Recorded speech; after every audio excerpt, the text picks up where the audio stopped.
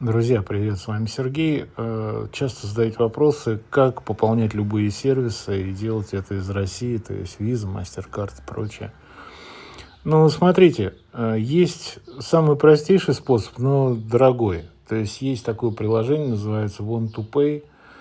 Среди многих подделок, мошенников и разводил в Телеграме, в Телеграме этих разводил, дофига, есть вот такая штука, открыть мини-ап, да, открываем мини-приложение,